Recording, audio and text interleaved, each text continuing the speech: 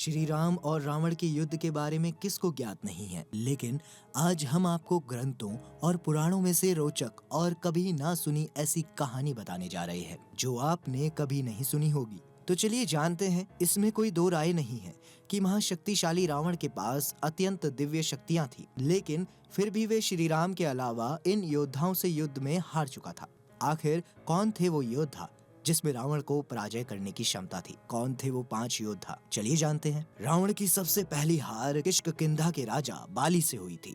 राजा बाली को वरदान प्राप्त था कि उसके सामने जो भी युद्ध लड़ेगा उसकी शक्तियां आधी हो जाएंगी। एक बार राजा बाली पूजा कर रहे थे कि तभी रावण युद्ध के लिए ललकारने लगा। राजा की पूजा में बार बार विघ्न हो रहा था। इससे राजा बाली को गुस्सा आ जाता है और उसने अपनी बाजू में दबाकर चारों समुद्र की परिक्रमा करवा दी। रावण ने निकलने का बहुत प्रयास किया लेकिन विफल रहा। पूजा खत्म हो जाने तक राजा बाली ने रावण को बाजू में ही दबा कर रखा था। रावण ने राजा बाली से क्षमा मांगी, जिसके बाद उसे छोड़ा गया। सहस्त्रबाहु और अर्जुन ने अपने गुरु दत्तात्रेय को प्रसन्न करके सहस्त्र भुजाओं का वरदान प्राप्त किया था। रावण अपनी सेना के साथ सहस्त्रबाहु और अर्जुन के साथ युद्ध करने पहुंच गया। तब सहस्त्रबाहु ने अपने हजारों हाथों से नर्मदा का पानी रोककर इकट्ठा कर लिया और फिर उसे छोड़ दिया, जिससे रावण अपनी सेना के साथ प्रवाह में बह गया और उसे हार का सामना करना पड़ा। इसके बाद एक बार फिर रावण युद्ध के लिए पहुंच गया। तब सहस्त्रबाहु और अर्जुन ने रावण को जेल में डाल दिया। रावण पाताल लोक पर कब्जा करना चाहता था, लेकिन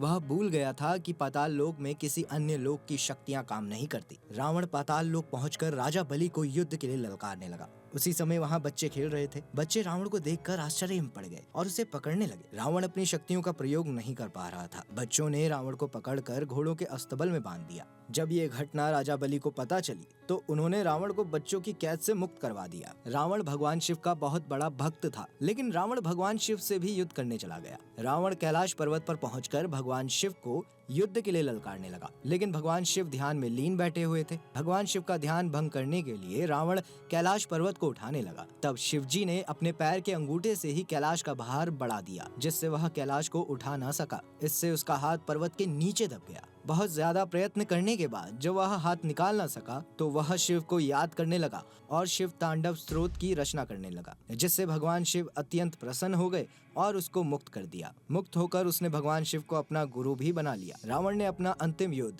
भगवान श्री राम से लड़ा था। रावण ब्रह्म ज्ञानी था। उसे पता था कि केवल भगवान राम ही उसे मुक्ति दिलवा सकते हैं, इसलिए वह भगवान राम से युद्ध में लीन हो गया और उसने अपने परिवार और वंश का भी नाश कर दिया। तो उम्मीद है आपको पता चला होगा कि रावण श्री राम से पहले इन योद्धाओं से हार गया था। अगर आपको ये वीडियो अच्छी लगी हो तो वीडियो को लाइक करें, शेयर करें और कमेंट बॉक्स में जय श्री राम जरूर लिखें।